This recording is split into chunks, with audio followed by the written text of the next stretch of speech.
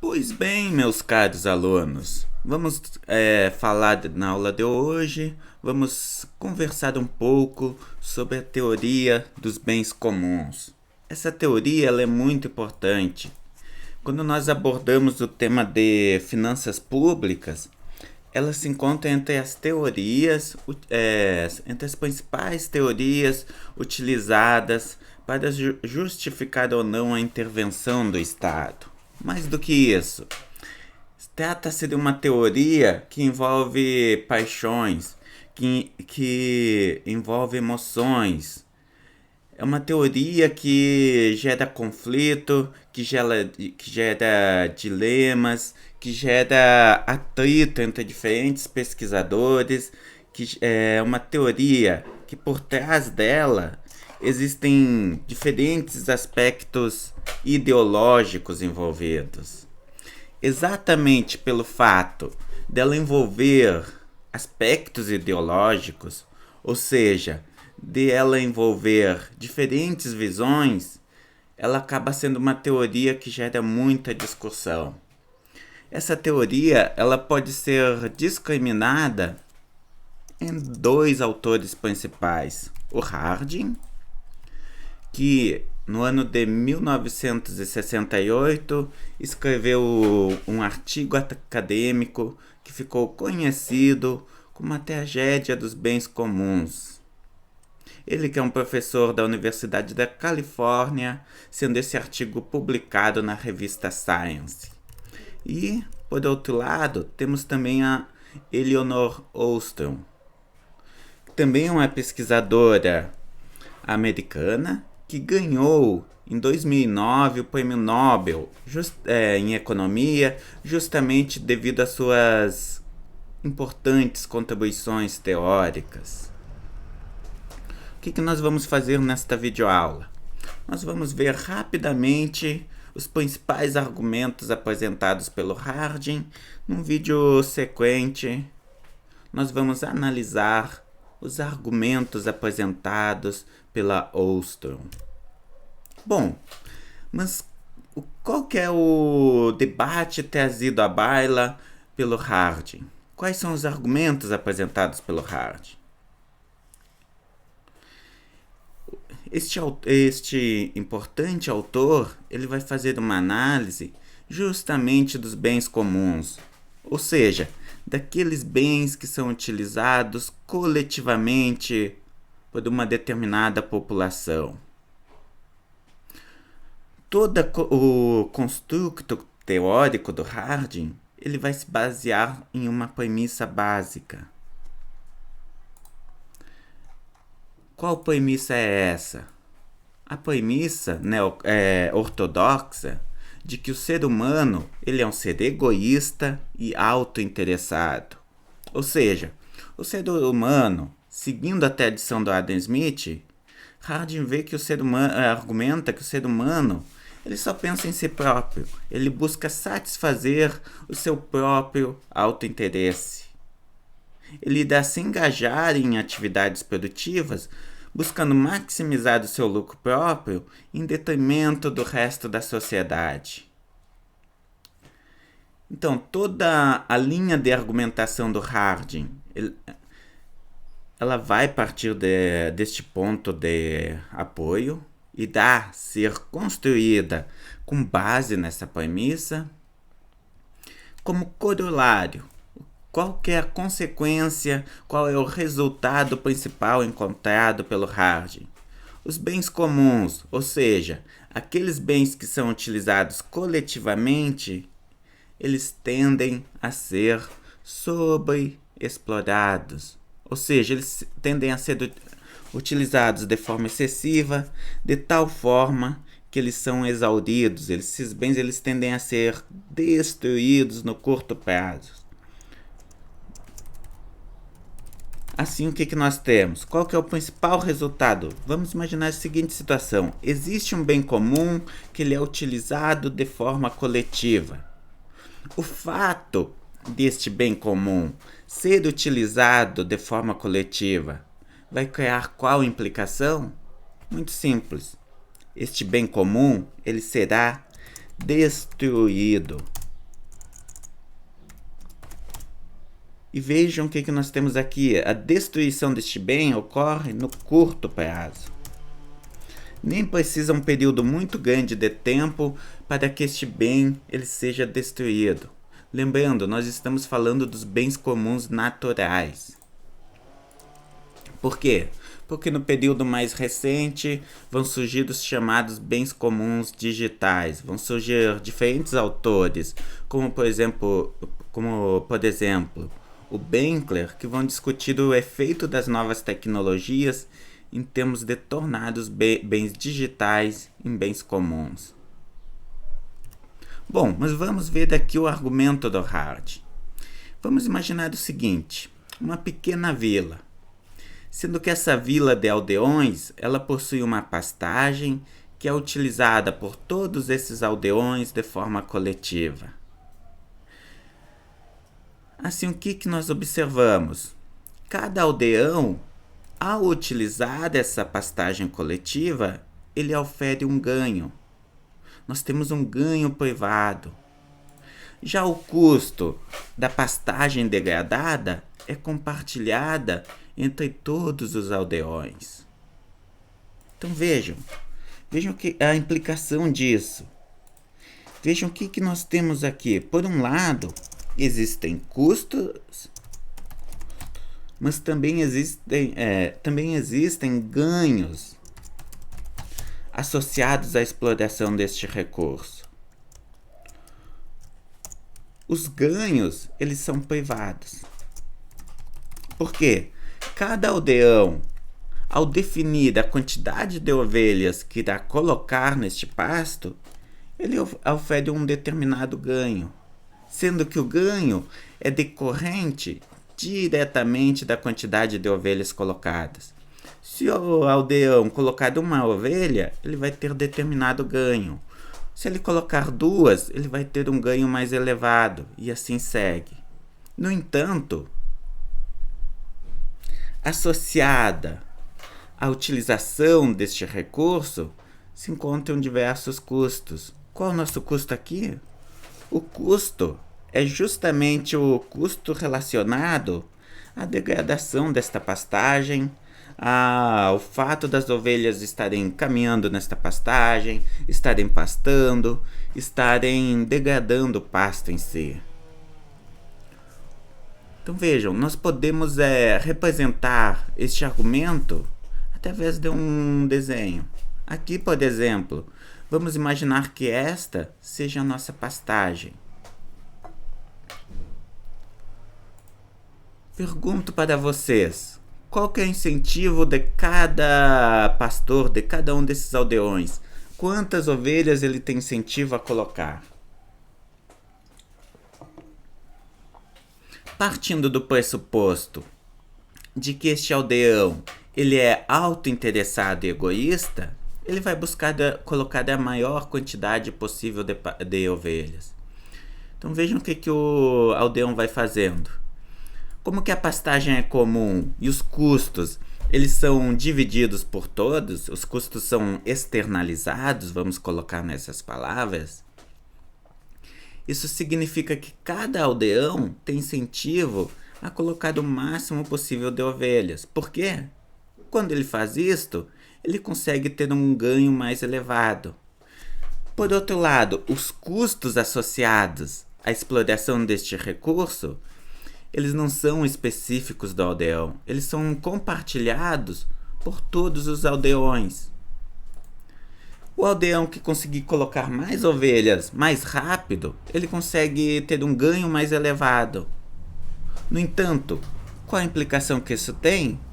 O pasto é destruído. Se um aldeão começar a colocar mais ovelhas, o que os demais aldeões vão fazer? Também vão começar a colocar mais ovelhas.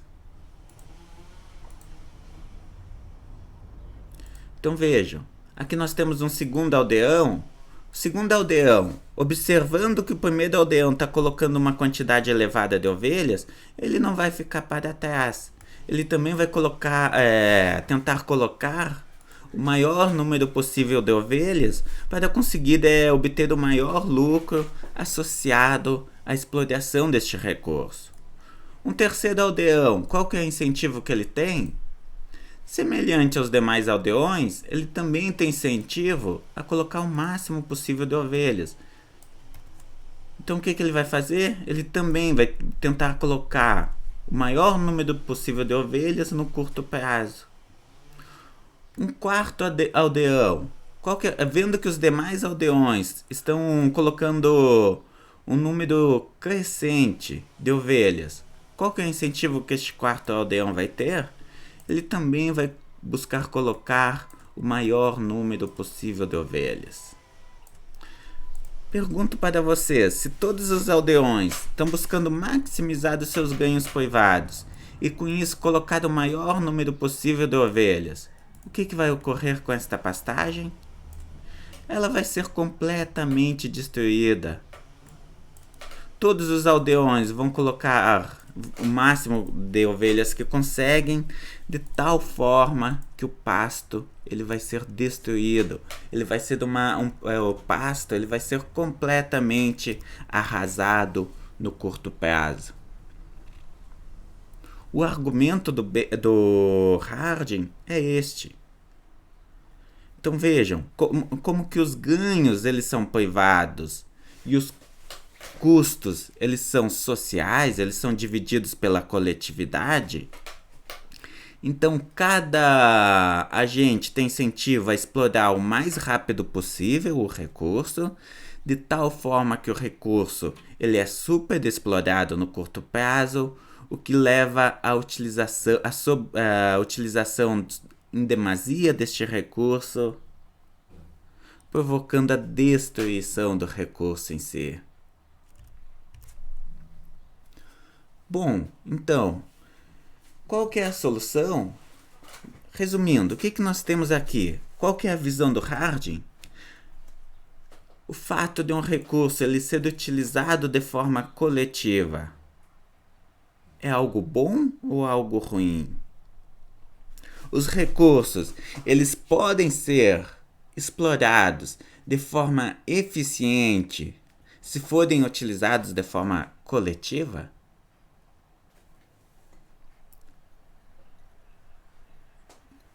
Não, meus caros. O que o Harding mostra, o centro, o cerne do argumento do Harding, é justamente o fato de que qualquer recurso, se ele for utilizado de forma coletiva, ele vai ser destruído. Logo, qual que vai ser a solução? A privatização. Vejam, o que nós temos aqui? Lá em 68, o Harding ele vai defender com todas as palavras, com todas as forças, com todos os argumentos, ele vai buscar mobilizar todos os argumentos possíveis para defender a superioridade da propriedade privada. Se os recursos eles são utilizados de forma ineficiente pelo fato deles serem públicos, deles serem coletivos, então esses recursos eles devem ser privatizados. Por quê? Porque uma vez que este recurso, vamos imaginar o seguinte, que agora a nossa pastagem aqui, ela seja dividida em lotes, de tal forma que cada produtor, cada um desses nossos aldeões, desses nossos pastores, tenha direito a explorar apenas uma parte dessa pastagem. Qual que vai ser a implicação que isto tem? Então vejam, eu estou fazendo aqui, estou pegando a nossa pastagem, dividindo em lotes. Agora, cada produtor, cada aldeão tem um lote definido. Ele só pode explorar este lote.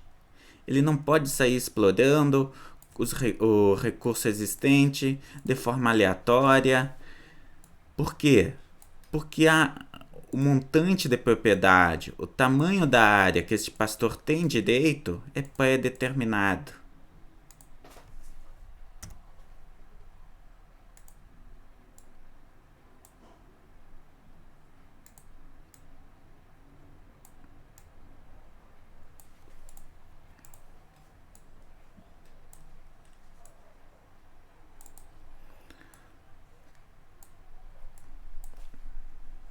Então vejam,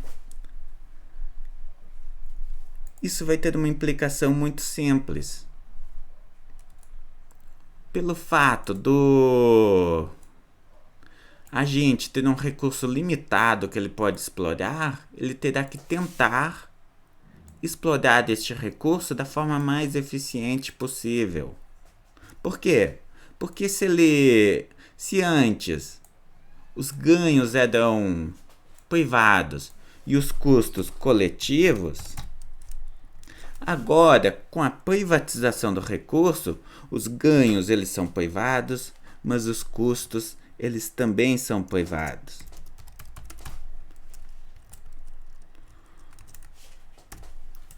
E com isso, a situação se modifica completamente. Antes, quando os recursos eram coletivos, cada pastor tinha incentivo a pensar apenas no curto prazo, tentando explorar o recurso da forma mais rápida possível para ter o maior lucro possível. Por quê? Porque os ganhos eram privatizados e as ações desses agentes não tinham consequências.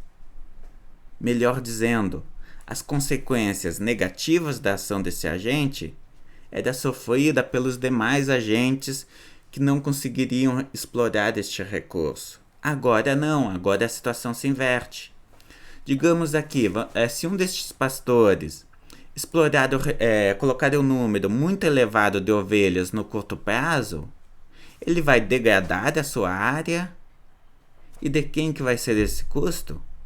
Como que a área é uma área privada, todo custo associado à utilização de forma inadequada deste recurso vai ser do próprio pastor.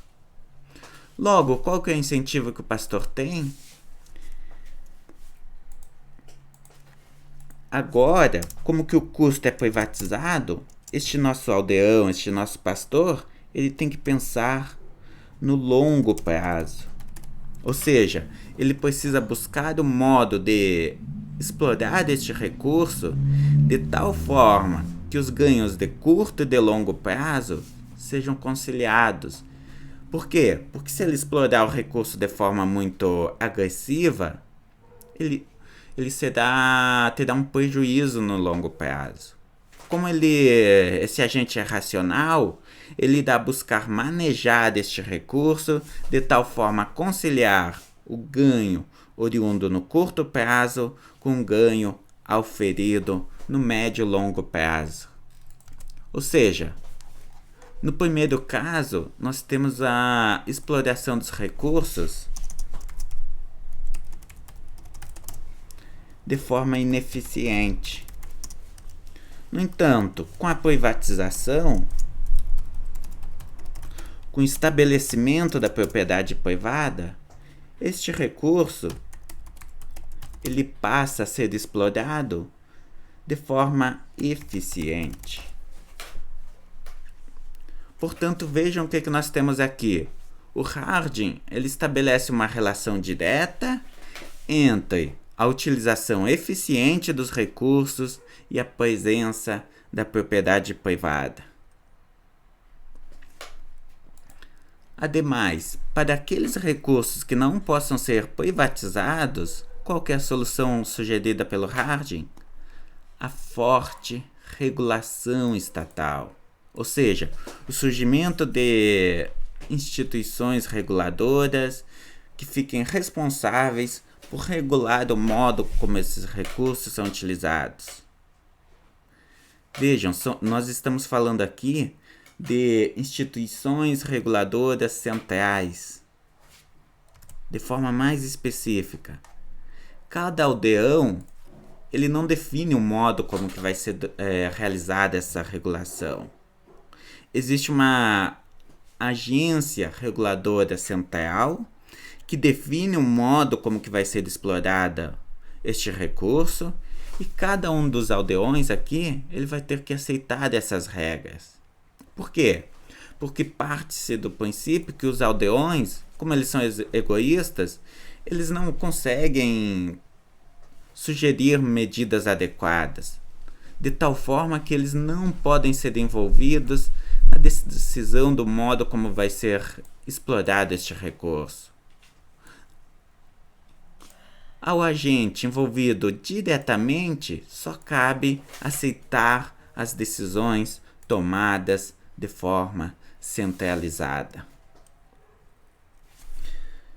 Uma vez que o Harding publicou o seu artigo, pelo fato deste artigo enfatizar a importância da propriedade privada, mais especificamente, pelo fato deste artigo trazer um conjunto sólido de evidências e de argumentos que mostravam a vantagem da propriedade privada, ele se tornou rapidamente conhecido, famoso, célebre.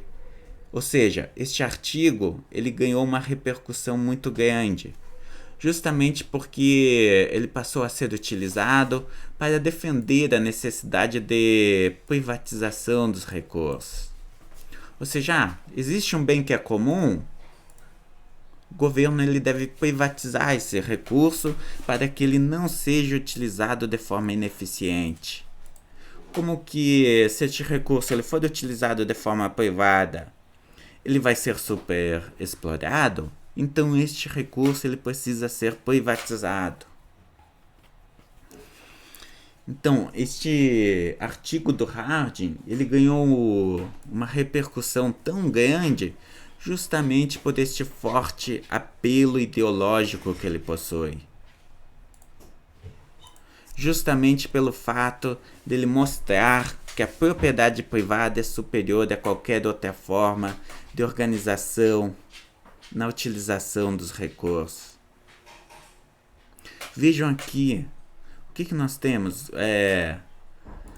Qual que é o argumento do Harding? Não há possibilidade de uma determinada comunidade se unir para evitar a superexploração a partir de acordos negociados.